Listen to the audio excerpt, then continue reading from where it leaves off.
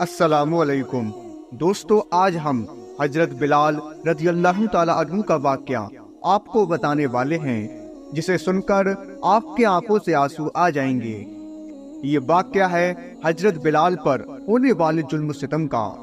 جب حضرت بلال رضی اللہ تعالیٰ عنہ نے کلمہ پڑھا اور پیارے آقا محمد مصطفیٰ صلی اللہ تعالیٰ علیہ وسلم پر ایمان لے آئے، اس کے بعد حضرت بلال رضی اللہ تعالیٰ عنہ کا مالک کس طرح ان پر ظلم کیا کرتا تھا۔ آپ کو تپتی ہوئی زمین پر لٹا دیا جاتا تھا جو کہ تانبے کی طرح گرم ہوتی تھی۔ اس کے بعد آپ کے اوپر ایک بڑا سا پتھر رکھ دیا جاتا تھا اور کس طرح سے آپ کے پیروں میں رسی ڈال کر مکہ کی گلیوں میں گھمایا جاتا تھا۔ پورا واقعہ سن کر آپ کی آنکھوں سے آنسو آ جائیں گے، اس لیے آپ سے گزارش ہے کہ اس واقعے کو آپ پورا دیکھیں اور اس واقعے کو اور لوگوں تک پہنچائیں۔ ایک رات اللہ کے نبی حضرت محمد مصطفیٰ صلی اللہ تعالی علیہ وسلم مکہ شہر کی ایک گلی سے گزر رہے تھے۔ تبھی آپ نے ایک گھر سے کسی آدمی کے رونے کی آواز سنی۔ آواز میں اتنا درد تھا کہ آپ اس بندے کے پاس جانے سے خود کو روک نہیں پائے۔ آپ اس گھر کے اندر گئے تو دیکھا کہ ایک نوجوان ہے جو کہ حبشی تھا، وہ چکی پیس رہا ہے اور رو رہا ہے۔ یہ دیکھ کر آپ صلی اللہ تعالی علیہ وسلم نے اس کے رونے کی وجہ پوچھی تو اس نے بتایا کہ میں ایک غلام ہوں، سارا دن اپنے مالک کی بکریوں کو چراتا ہوں، شام کو تھک ہار کر جب گھر میں آتا ہوں تو میرا مالک مجھے ایک گیہوں کے بوری پیسنے کے لیے دے دیتا ہے، جس کو پیسنے میں مجھے ساری رات لگ جاتی ہے۔ میں اپنی قسمت پر رو رہا ہوں کیونکہ میں بھی ایک انسان ہوں، میرا جسم بھی ہے اور مجھے آرام بھی چاہیے۔ مجھے بھی تو نیند ستاتی ہے، لیکن میرا مالک آرام نہیں کرنے دیتا، وہ مجھ پر ذرا سا بھی ترس نہیں کرتا۔ کیا میری قسمت میں اسی طرح سے رو رو کر زندگی گزارنا لکھا ہے؟ تو یہ سن کر آپ صلی اللہ تعالی علیہ وسلم نے فرمایا کہ تمہارا مالک میری بات کو نہیں مانے گا، لیکن میں تمہاری کچھ مدد کر سکتا ہوں۔ پھر آپ صلی اللہ تعالی علیہ وسلم نے فرمایا کہ تم سو جاؤ، میں تمہاری جگہ پر چکی پیس دیتا ہوں۔ یہ سن کر وہ غلام بہت خوش ہوا اور شکریہ ادا کر کے سو گیا۔ پھر آپ صلی اللہ تعالی علیہ وسلم رات بھر جاگ کر اس غلام کے بدلے چکی پیستے رہے۔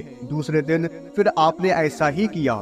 اسی طرح آپ نے کچھ دنوں تک اس غلام کی جگہ خود چکی پیستے تھے، رات بھر چکی پیستے تھے اور صبح آپ اپنے گھر کو چلے جاتے۔ اس کے بعد ایک رات جب آپ اس غلام کے پاس پہنچے تو غلام نے پوچھا کہ آپ کون ہو اور میرا آپ اتنا خیال کیوں رکھ رہے ہو؟ ہم غلاموں سے نہ تو کسی کو کوئی ڈر ہے اور نہ ہی کوئی فائدہ ہے۔ یہ سن کر پیارے آقا صلی اللہ تعالی علیہ وسلم نے فرمایا، یہ سب میں انسانی ہمدردی کی وجہ سے کر رہا ہوں، اس کے علاوہ مجھے تم سے کوئی غرض نہیں۔ اس غلام نے پھر پوچھا کہ آپ کون ہو؟ اس کے بعد آپ صلی اللہ تعالی علیہ وسلم نے فرمایا، کیا تم نے سنا ہے کہ مکہ شہر میں ایک بندہ ہے جو خود کو اللہ کا نبی کہتا ہے؟ اس نے کہا کہ ہاں میں نے سنا ہے، اس کا نام محمد ہے۔ پھر آپ صلی اللہ تعالی علیہ وسلم نے فرمایا کہ ہاں میں وہی محمد ہوں۔ یہ سنتے ہی حضرت بلال رضی اللہ تعالی عنہ نے کہا کہ اگر آپ ہی محمد ہیں تو مجھے بھی اپنا کلمہ پڑھا دیجئے، کیونکہ بے شک آپ اللہ کے نبی ہو۔ سبحان اللہ۔ اس کے بعد حضرت بلال رضی اللہ تعالی عنہ کلمہ پڑھ کر اسلام میں داخل ہو گئے۔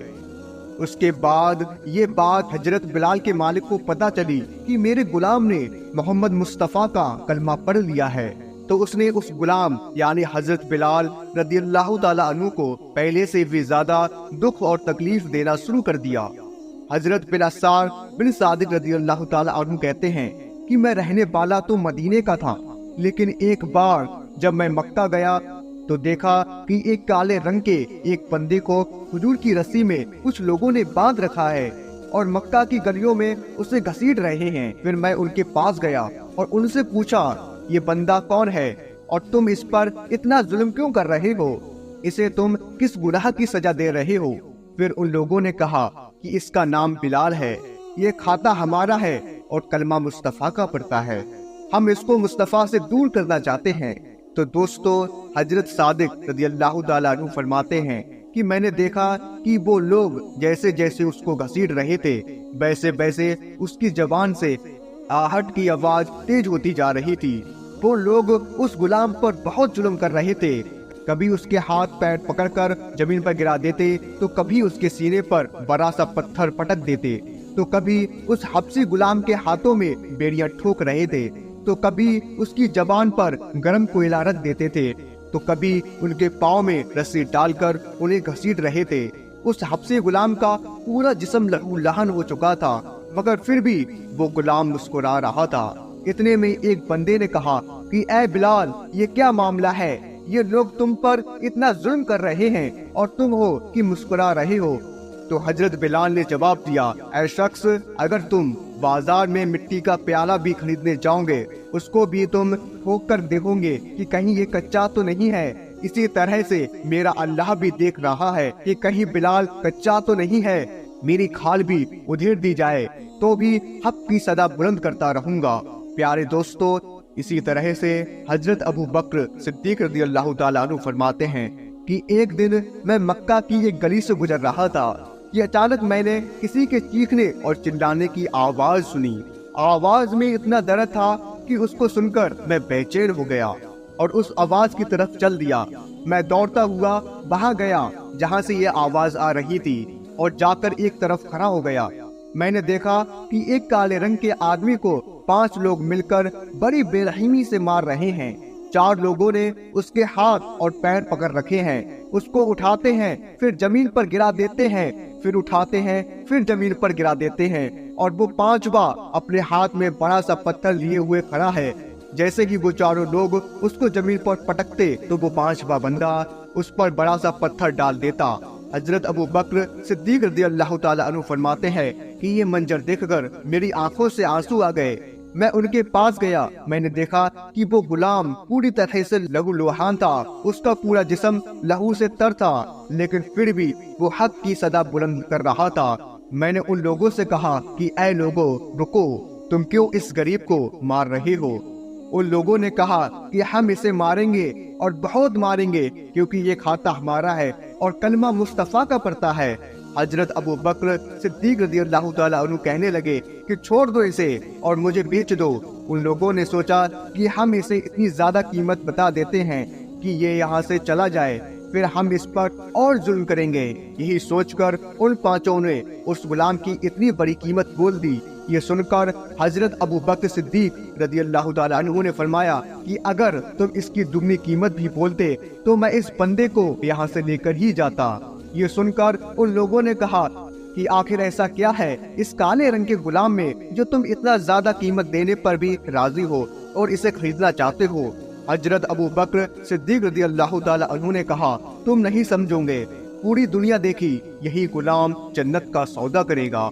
उसके बाद हजरत अबू बकर सिद्दीक रज़ी अल्लाह ताला अन्हु ने दीनार और दिरहम मंगवाई। उन लोगों को देकर उस गुलाम को आजाद कर दिया। हजरत बिलाल लहूलुहान थे, जमीन पर लेटे हुए हैं और कहने लगे, ऐ अबू बकर, आज तुमने मुझ पर एहसान किया है, मुझे आजाद कराया, अब एक और एहसान मुझ पर कर दो, मुझे मेरे आका मोहम्मद मुस्तफा सल्लल्लाहु अलैहि वसल्लम के पास पहुंचा दो। तो दोस्तों, पूरी दुनिया ने देखा कि किस तरह हजरत बिलाल रज़ी अल्लाह ताला अन्हु ने जुल्म सहन किया और किस तरह मुसीबतें बर्दाश्त की, लेकिन नबी पाक सल्लल्लाहु अलैहि वसल्लम का साथ कभी नहीं छोड़ा। और आज बड़े बड़े बादशाह भी उस गुलाम पर फक्र करते हैं, उस गुलाम का सदका मांगते हैं, उस गुलाम जैसी गुलामी मांगते हैं। हजरत बिलाल को अपनी जान को कुर्बान करना गवारा था, लेकिन नबी पाक सल्लल्लाहु अलैहि वसल्लम का साथ छोड़ना गवारा नहीं था। आज पूरी दुनिया इस गुलाम को बिलाल हबशी रज़ी अल्लाह ताला अन्हु के नाम से जानती है। नबी पाक सल्लल्लाहु अलैहि वसल्लम की मोहब्बत ने एक गुलाम को वो मकाम अता किया जिसके सामने दुनिया के बड़े से बड़े बादशाह भी छोटे हो गए। सुबहान अल्लाह। दोस्तों, अल्लाह ताला की बारगाह में दुआ है कि हमें हजरत बिलाल रज़ी अल्लाह ताला अन्हु से सच्ची मोहब्बत करने की तौफीक दे और सच्चा आशिक़े नबी बनने की तौफीक दे। आमीन सुम्मा आमीन। महतरम नाजरीन, आपको ये वीडियो पसंद आई होगी। अगर आपको ये वीडियो पसंद आई है तो इस वीडियो को लाइक कर लीजिए, चैनल को सब्सक्राइब कर लीजिए और साथ में लगे बेल आइकन को जरूर दबा दीजिए। हम मिलते हैं आपसे इंशाअल्लाह फिर किसी एक बेहतरीन वीडियो के साथ। तब तक के लिए अस्सलामु अलैकुम, अल्लाह हाफिज।